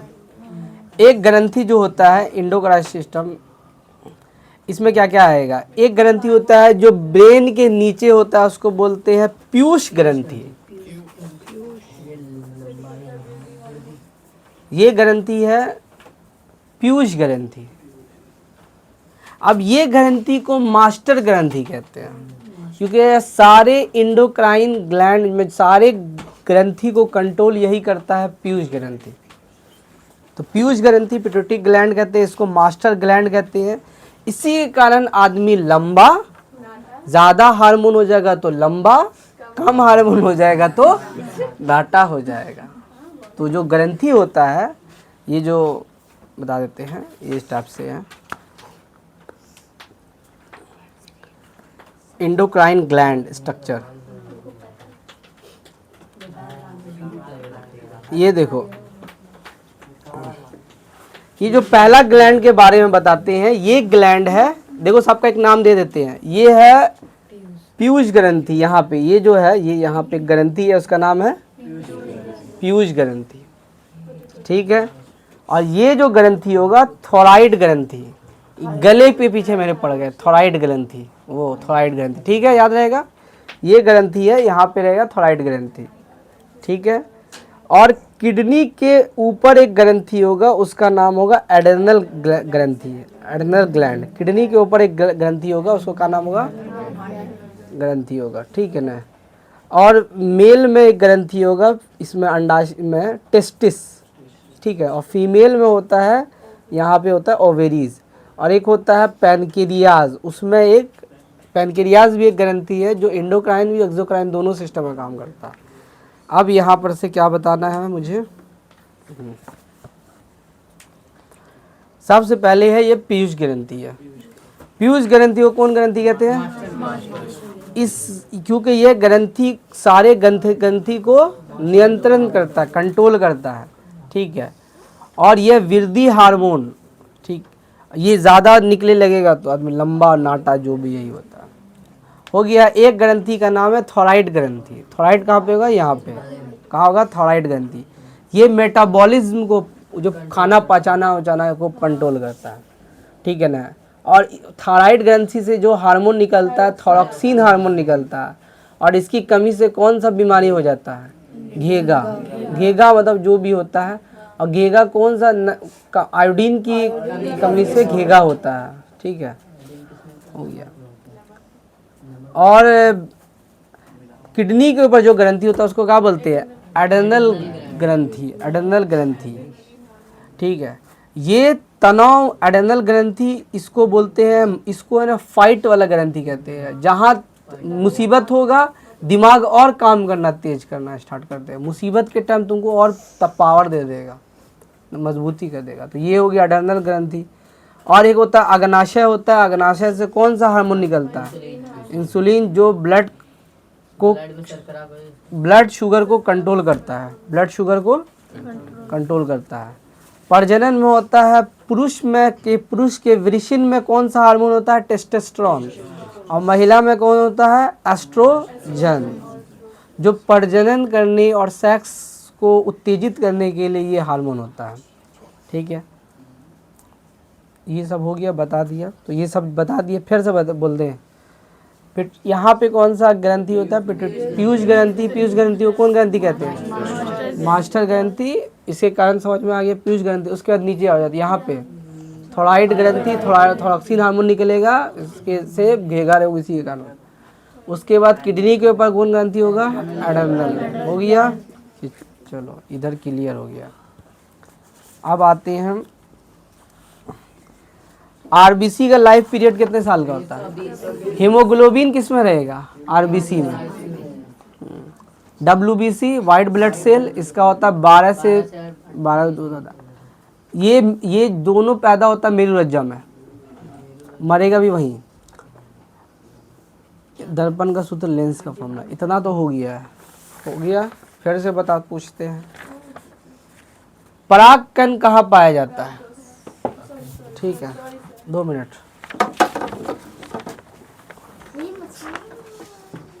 संयोजन अभिक्रिया किसे कहते हैं? नहीं समझती है, पीछे नहीं समझती है। पीछे से ऐसी अभिक्रिया जिसमें देर से हमको भुका है। संयोजन अभिक्रिया, ऐसे अभिक्रिया जिसमें दो या दो से अधिक अभिकारक मिलकर एकल उत्पाद का निर्माण करते हैं। वियोजन अभिक्रिया, ऐसी अभिक्रिया जिसमें एकल अभिक्रिया में टूट कर छोटे छोटे उत्पाद निर्माण करते हैं। विस्थापन अभिक्रिया, इस अभिक्रिया में कोई तत्व किसी यौगिक को हटाकर उसकी जगह ले लेता है और एक नया यौगिक उत्पन्न द्विविस्थापन अभिक्रिया, जिसमें कारकों के बीच आयनों का आदान प्रदान होता है द्विविस्थापन अभिक्रिया कहते हैं। अग्नाशय से कौन सा हार्मोन निकलता है? अग्न्याशय से इंसुलिन। इंसुलिन। इंसुलिन की कमी से कौन सा रोग होता है? घेगा, उसके कहाँ से हो जाएगा? अरे घेगा। इंसुलिन की कमी से कौन सा रोग होता है? डायबिटीज।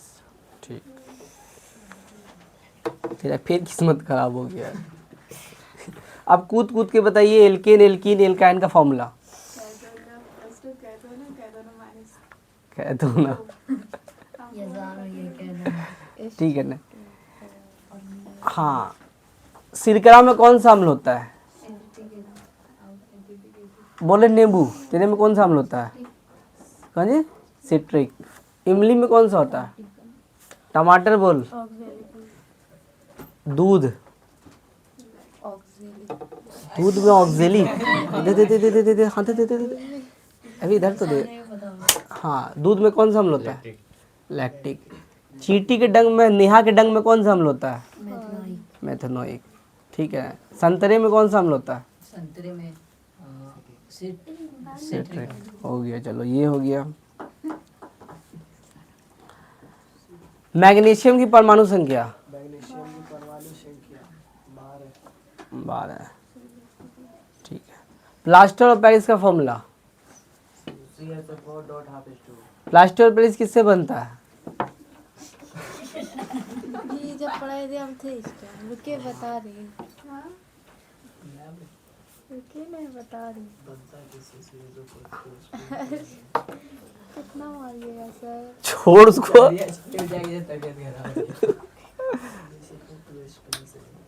प्लास्टर ऑफ पेरिस का फॉर्मूला? वाह, रुके हम बता रहे याद है। प्लास्टर ऑफ पेरिस का formula? CSO4 CSO4 dot half H2 dot B1। हम बोल रहे हैं लोग कभी फिर आवे दे, फिर तेरे को धोएंगे। निकट दृष्टि दोष किसको कहते हैं? ऐसे दृष्टि जिसमें निकट रखी वस्तु उस पर देख सकते हैं परंतु दूर रखी वस्तु उस पर नहीं देख सकते हैं, ऐसा। हो गया। निकट दृष्टि दोष को, उसको फ्रिज को भी बंद कर दो। हाँ, निकट दृष्टि दोष का ये प्रतिबिंब कहाँ पे बनता है? रेटिना के सामने या रेटिना के पीछे? सामने। पर यह निकट दृष्टि दोष का कारण बताओ।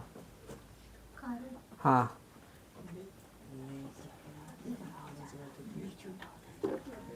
बता रही हूँ। कैसे बताऊँ? मुंह से मौका मिल गया है।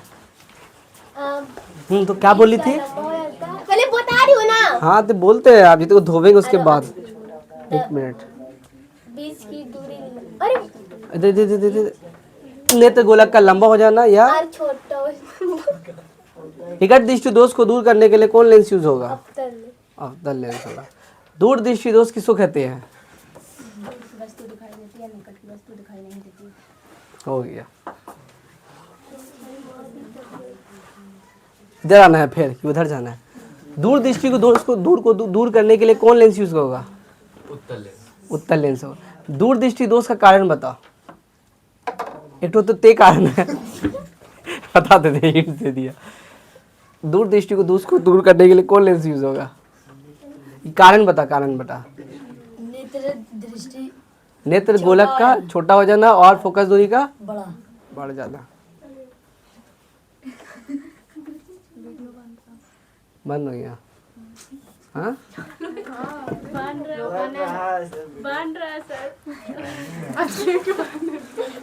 दे दे दे दे दे दे दे दे दे।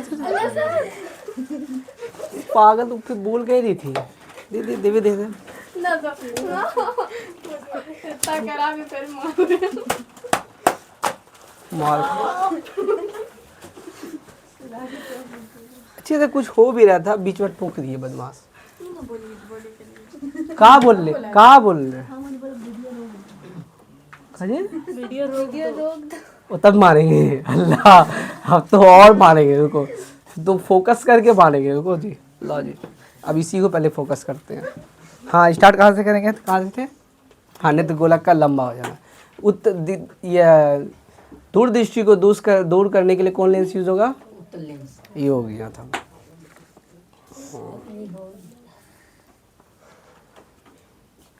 प्रतिरोध का ऐसा है मतलब,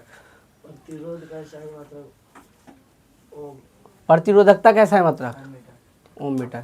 आवेश का है ऐसा है मतलब?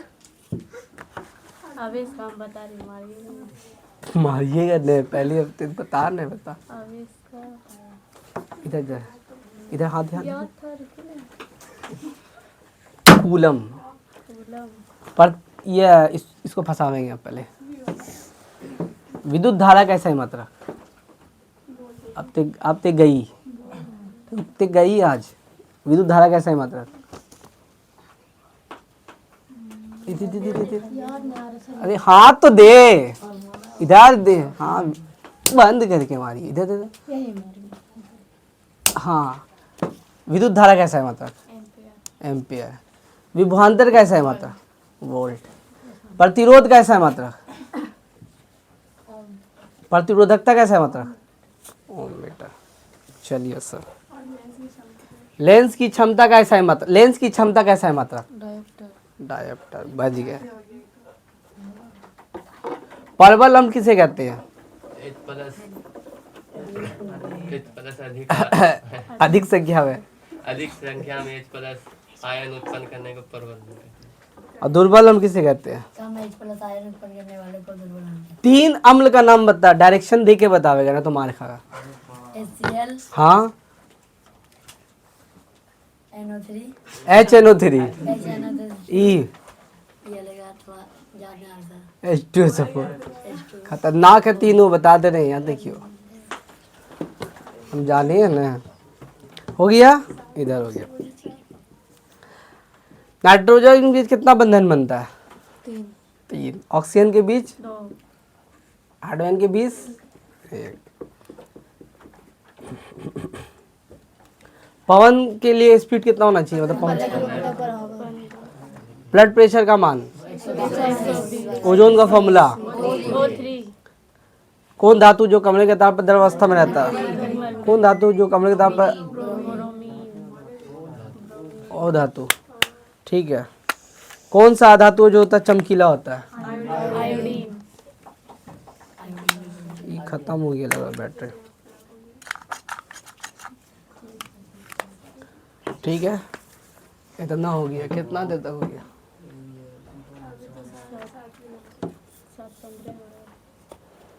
चलो ये हो गया है। RBC WBC। रोको तो एक मिनट। मैग्नीशियम में आ जाओ। मैग्नीशियम में को रिबन में जलाएंगे तो क्या बनावेगा? मैग्नीशियम ऑक्साइड बनाएगा। मैग्नीशियम ऑक्साइड का लॉ कैसा देगा? जिंक को जब सल्फ्यूरिक अम्ल से रिएक्ट कराएंगे तो कौन सा गैस निकलेगा? हाइड्रोजन गैस निकलेगा। अब ये बताओ कि संयोजन अभिक्रिया तो ये सब तो हो ही गया है, समझा। ऊष्मा क्षेपी रासायनिक अभिक्रिया किसे कहते हैं? और उसके बाद श्वसन क्या है? और साग सब्जी का सड़ना भी ऊष्मा। चूना बना, सीमेंट बनाने के लिए कौन सी यूज होगा? चूना पत्थर होगा।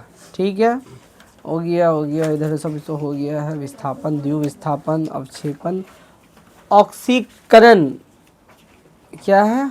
उपचयन और अपचयन। अधिक संख्या में,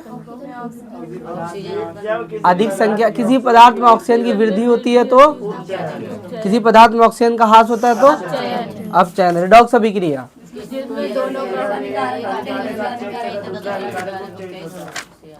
अम्ल किसे कहते हैं? अम्ल का स्वाद खट्टा होता है। ये लाल लिटमस पत्र को, नीले लिटमस पत्र को लाल कर देता है। अम्ल का स्वाद ये नीले को ये नीले को लाल कर देता है। ठीक है, क्षार का स्वाद और ये लाल को नीला कर देता है। ठीक है, उसके बाद आ जाओ, दो प्राकृतिक सूचक का नाम बताओ। प्राकृतिक लिटमस पत्र। ठीक है ना। उदासीन अभिक्रिया किसे कहते हैं? अम्ल तथा क्षार दोनों अभिक्रिया करके लवण तथा जल बनाते हैं, इस अभिक्रिया को उदासीन अभिक्रिया कहते हैं। अम्ल क्षार हो गया खत्म। पीएच मान हो गया है, पीएच मान बढ़ रहा, सब कुछ हो गया। अम्ल वर्षा हो गया, अधिक संख्या, पीएच मान इधर हो गया है, बेकिंग सोडा हो गया है। अगाध वर्धता, धातु को पीट कर पतली चादर बनाते जैसे उसे आगाध वर्धता। तन्यता, धातु के पतले तार के रूप में खींचने की क्षमता को तन्यता कहते हैं। भाई अभी मारा तुरंत दवाई काम करने लगा है। धातु ऊष्मा का क्या होता है? सुचालक। लेड, सर वीडियो बंद करके मारी है ना, अभी तुमको वीडियो जला के तुमको देखोगे। पढ़ाई लिया है कुछ नहीं, बोकरादी 22.5 है ना। बोकरादी में तो देखो रुकते अभी, देखो फेल लेते हैं देखो झांसे में। हाँ, लेड और मरकरी उसमें क्या होता है? कुचालक होता है। सोलोरस किसको कहते हैं?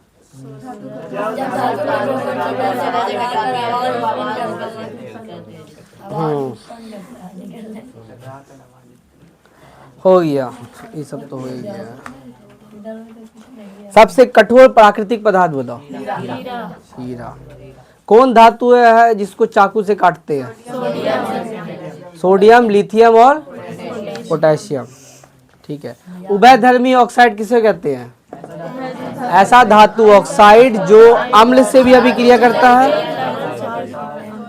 ऐसा धातु ऑक्साइड जो अम्ल और क्षार दोनों से अभिक्रिया करके लवण तथा जल बनाता है, उसे क्या बोलते हैं? उभयधर्मी ऑक्साइड। ऐसा धातु ऑक्साइड जो अम्ल तथा क्षार दोनों से अभिक्रिया करके लवण तथा, उसे क्या बोलते हैं? उभयधर्मी ऑक्साइड। ठीक है, हो गया। उभयधर्मी ऑक्साइड का एग्जाम्पल पूछेगा तो बोलना क्या है? Al2O3। उभयधर्मी ऑक्साइड का एग्जाम्पल, पेन दे दो, जो चीज़ है उसको लिखना, कॉपी दो, कागज दो। उभयधर्मी ऑक्साइड का एग्जाम्पल क्या होगा? ठीक है, लिखो यहाँ पे उभयधर्मी ऑक्साइड। तो उभयधर्मी ऑक्साइड किसको कहते हैं? 2 मिनट, पहला बोलो, पहले तुम बोलो। ऐसा धातु ऑक्साइड जो अम्ल से भी अभिक्रिया करता है और क्षार से भी अभिक्रिया करके लवण तथा जल प्रदान करता है, उसे उभयधर्मी ऑक्साइड। उभयधर्मी ऑक्साइड का एग्जाम्पल, धातु ऑक्साइड एग्जाम्पल Al2O3। और ZNO। ठीक है ना, बोलो उभयधर्मी ऑक्साइड। ऐसे धातु ऑक्साइड जो अम्ल तथा क्षार दोनों से अभिक्रिया कर लवण तथा जल बनाता है। उभयधर्मी ऑक्साइड का एग्जाम्पल। Al2O3 उभयधर्मी ऑक्साइड किसे कहते हैं? ऐसा धातु ऑक्साइड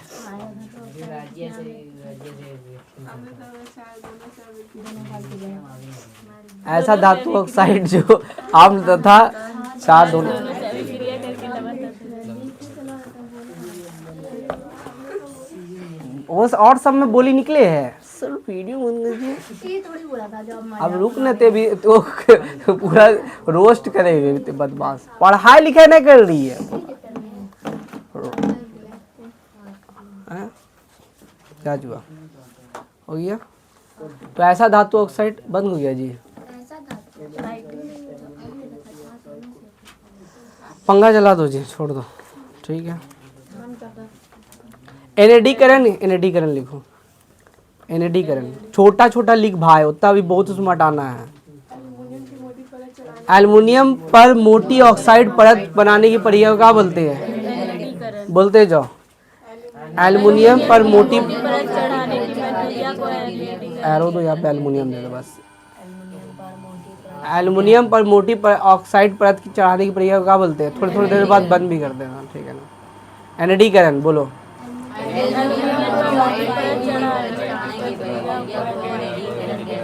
हो जाएगा। उभयधर्मी ऑक्साइड हो गया, एनएडीकरण हो गया, ठीक है ना।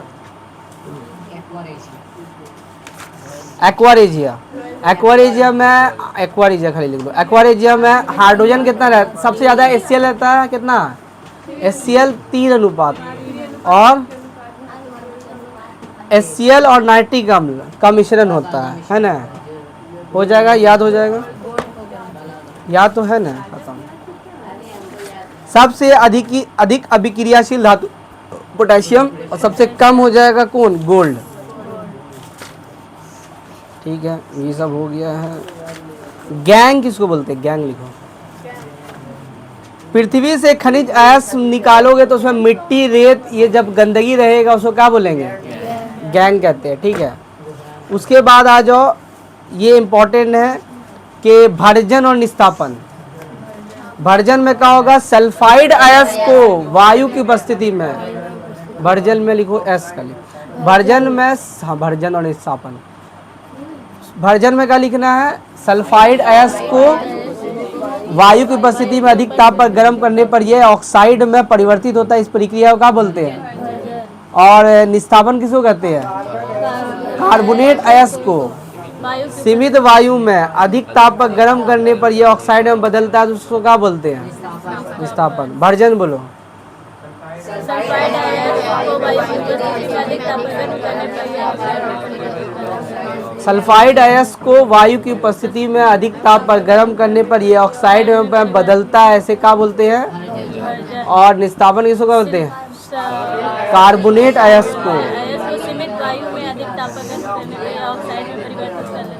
हाँ, तो भर्जन में कौन अयस्क को गर्म करते हैं, सल्फाइड अयस्क को गर्म करते हैं। और निस्तापन में कौन सा अम्ल को गर्म करते हैं, निस्तापन में किसको गर्म करते हैं, कार्बोनेट अयस्क को गर्म करते हैं। भर्जन में वायु देते हैं, निस्तापन में वायु लेते हैं, सीमित देते। पूछेगा भर्जन और निस्तापन में क्या अंतर है, तो क्या लिखोगे, भर्जन में सल्फाइड अयस्क को गर्म करते हैं, निस्तापन में कार्बोनेट अयस्क को गर्म करते हैं। भर्जन में अधिक वायु देते हैं और निस्तापन में सीमित वायु देते हैं। हो गया, समझ में आ गया। और थर्माइट अभिक्रिया, थर्माइट अभिक्रिया, आयरन ऑक्साइड और आयरन ऑक्साइड तत्व के साथ एल्युमिनियम की अभिक्रिया का उपयोग रेल की पटरी और मशीनों के पुर्जों को, दरार को जोड़ने के लिए किया जाता है। इसे अभिक्रिया क्या बोलते हैं, थर्माइट अभिक्रिया। तो थर्माइट अभिक्रिया बोलो बोलो, याद करो तो 2 मिनट। आयरन ऑक्साइड के साथ एल्युमिनियम की अभिक्रिया का उपयोग, आयरन ऑक्साइड के साथ एल्युमिनियम की अभिक्रिया का उपयोग करके रेल की पटरी और मशीन पुर्जों को जोड़ने के लिए किया जाता है। इस अभिक्रिया को क्या बोलते हैं, थर्माइट अभिक्रिया कहते हैं। लोगों तो जी बोलो जी, थर्माइट अभिक्रिया किसे कहते हैं। तो पढ़ कर रही थी रे, बोलो जी, थर्माइट अभिक्रिया। आयरन ऑक्साइड के साथ एल्युमिनियम की अभिक्रिया के परिणाम स्वरूप उपयोग कहाँ, रेल की पटरियों के दरारों और उपकरणों के दरारों को भरने के लिए किया जाता है, जिसे थर्माइट अभिक्रिया कहते हैं। पढ़ने लिए बैठी हुई है, थर्माइट अभिक्रिया कहते हैं। हो गया, कर दियो ना।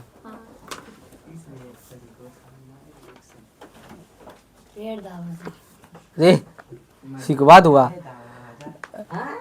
अब आते हैं मिश्र धातु किसे कहते हैं, मिश्र धातु किसे कहते हैं। 2 या 2 से अधिक धातुओं के समांगी मिश्रण को क्या बोलते हैं, मिश्रण लिखो, या मिश्र धातु।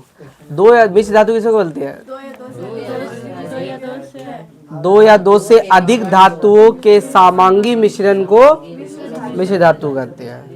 मिश्र धातु किसे कहते हैं, 2 या 2 से अधिक धातु, 2 या 2 से अधिक धातुओं के समांगी मिश्रण को क्या बोलते हैं, मिश्र धातु कहते हैं। शुद्ध सोना खाली लिखो। शुद्ध सोना कितने कैरेट का होता है, 24 कैरेट का होता है। और आभूषण बनाने के लिए किसका, सवाल पूछेगा 22 कैरेट से आप क्या तात्पर्य है। 22 कैरेट का तात्पर्य है कि 22 में 2 भाग क्या होगा, कॉपर, तांबा, ठीक है ना। हाँ हो गया। अब आते हैं इधर, सह सहयोजी बंधन। जब दो परमाणुओं के बीच इलेक्ट्रॉन की साझेदारी द्वारा बनाए गए बंधन को सहसंयोजी बंधन कहते हैं।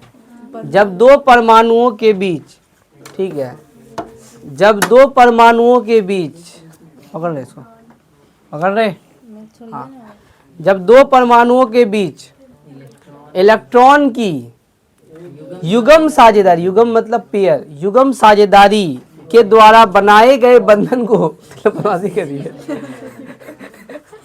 सहसंयोजी बंधन कहते हैं। जब दो परमाणुओं के बीच इलेक्ट्रॉन की युग्म साझेदारी को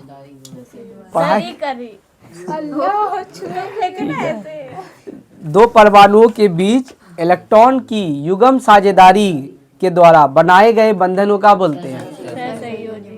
फिर से बोलो, दो परमाणुओं के बीच इलेक्ट्रॉन की युग्म साझेदारी को बनाए गए बंधनों का बोलते हैं। ठीक है।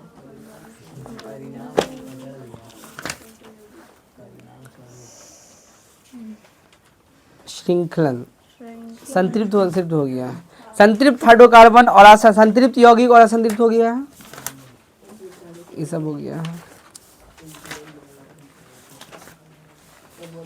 प्रतिस्थापन, ये सब तो याद करना होगा घर में।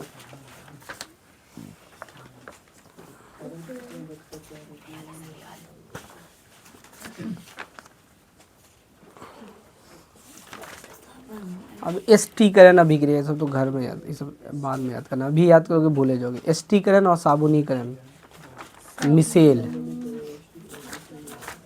अब आते हैं किसमें,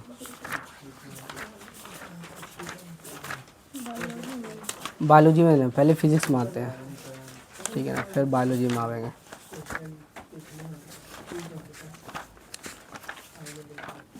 हाँ, प्रकाश के परावर्तन का नियम, प्रकाश के परावर्तन का नियम, ठीक है ना, स्टार्ट है ना जी, है ना, इधर भी प्रकाश के परावर्तन का नियम। प्रकाश के परावर्तन का कितना नियम है? दो नियम।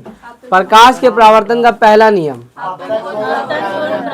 आपतन कोण और परावर्तन कोण बराबर होते हैं। प्रकाश के परावर्तन का नियम में कहा आपतन कोण और परावर्तन कोण बराबर होते हैं। दूसरा नियम, आपतित किरण, परावर्तित किरण और आपतन बिंदु पर अभिलंब तीनों एक ही तल में होता है।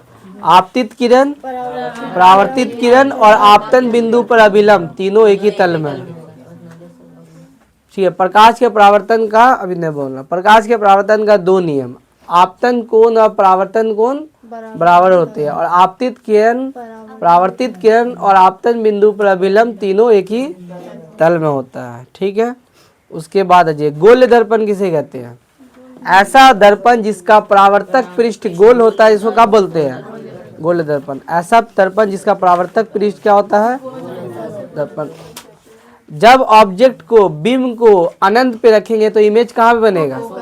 फोकस पे बनेगा। सब लिखो, अनंत फोकस। हाँ, जब ऑब्जेक्ट को अनंत पे रखेंगे तो इमेज कहाँ बनेगा? और फोकस पे रखेंगे तो कहाँ बनेगा? अनंत पे। दर्पण सी से परे रखेंगे तो कहाँ बनेगा? सी के बीच। और सी पे रखेंगे तो कहाँ बनेगा? सी पे बनेगा। सी और एफ के बीच में रखेंगे तो सी से परे बनेगा।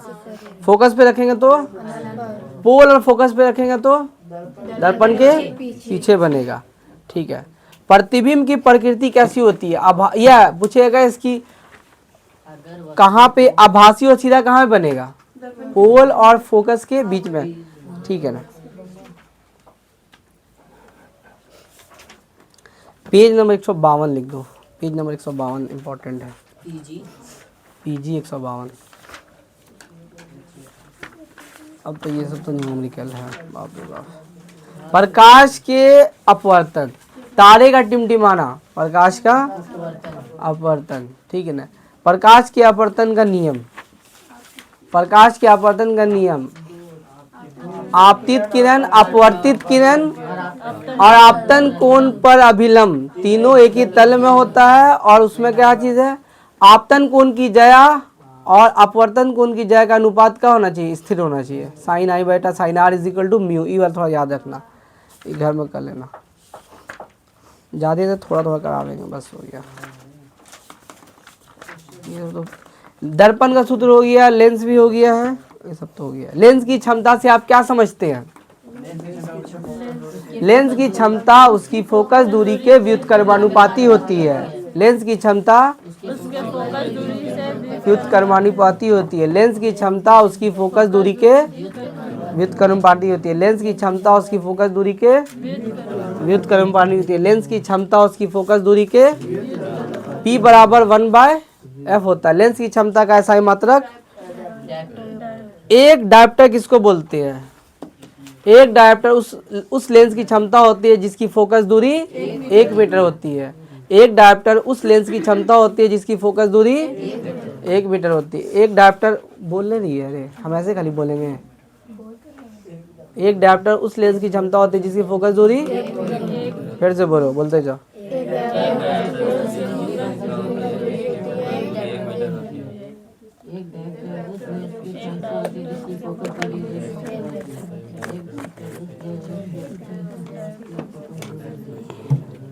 एक डायोप्टर उस लेंस की क्षमता होती है जिसकी फोकस दूरी, एक डायोप्टर उस लेंस की क्षमता होती है जिसकी फोकस दूरी,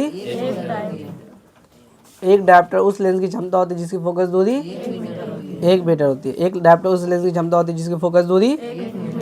अब उत्तल लेंस लिखो। उत्तल लेंस की क्षमता धनात्मक होती है कि ऋणात्मक? धनात्मक। अवतल लेंस की क्षमता, उत्तल लेंस की क्षमता, अवतल लेंस की क्षमता ऋणात्मक होती है। उत्तल लेंस की क्षमता, अवतल लेंस की क्षमता। हम लोग का मानव का नेत्र कौन लेंस होता है? उत्तल लेंस होता है। ठीक है, मानव का नेत्र कौन लेंस होता है? निकट दृष्टि, दूर दृष्टि हो गया। देखो यही जो क्या है,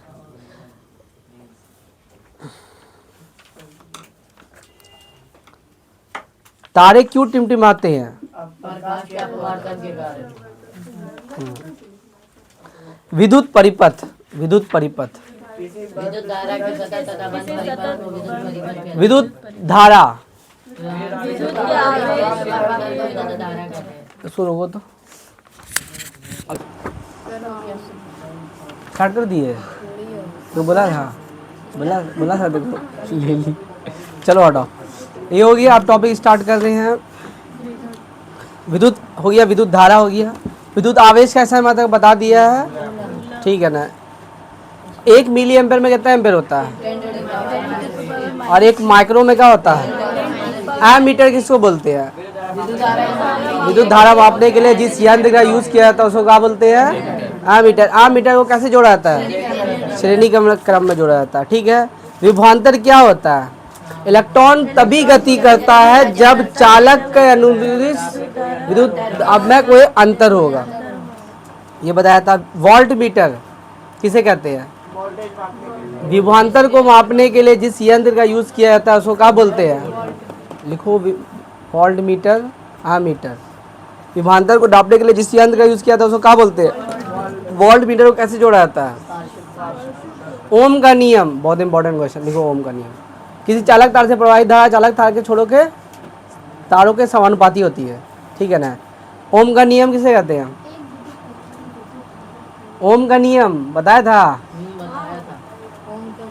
किसी चालक तार से प्रवाहित धारा चालक तार के छोरों के समानुपाती होती है। ठीक है। ओम का नियम, ओम का नियम, ओम का ये हो गया।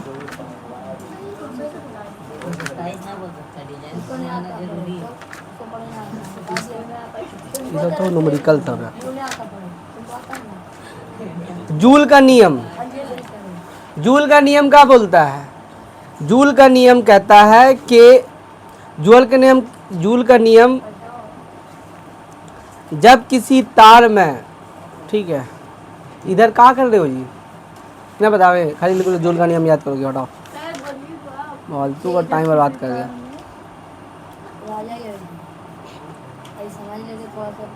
बल्ब में कौन सा गैस होता है? आर्गन या नाइट्रोजन? बल्ब में कौन सा गैस होता है? बल्ब में जो तंतु लगा होता है किसका बना होता है? टंगस्टन का बना होता है। टंगस्टन का टेम्परेचर कितना होता है? 3300 डिग्री। क्या चीज़? विद्युत शक्ति किसको कहते हैं? कार्य करने की दर को क्या बोलते हैं? विद्युत शक्ति। लिखो, विद्युत शक्ति का ऐसा मात्रक क्या होता है? ये भी इम्पोर्टेंट हुआ ना, विद्युत शक्ति। विद्युत शक्ति का ऐसा मात्रक होता है वाट। विद्युत शक्ति का ऐसा मात्रक क्या होता है? वाट। ठीक है, गुफरान में इतना पावर है कि नाजी सरकार लगा देगा, वाट लगा देगा। ठीक है, विद्युत शक्ति का ऐसा मात्रक क्या है? वाट। 1 किलोवाट में कितना जूल होता है? 3.6 इंटू 10⁻6 जूल होता है। लिखो तो, 1 किलोवाट आवर में कितना जूल होता है? 3.6 इंटू 10⁻6 जूल होता है, इंटू 10⁻6 जूल होता है। दक्षिण हस्त अंगूठा नियम पलटाओ। ये सब तो जो भी करोगे अभी बाद में समझा। फ्लेमिंग हस्त बाह्य नियम, ये सब जो भी होगा ये वाला, लेकिन ये पर्यावरण भी बचेगा ज्योग्राफी में। अब आते हैं किसमें? अब बाहर नहीं जाएगा क्वेश्चन सब, बायोलॉजी अब बाद में करेगा, रहे दे, जल्दी बोलो।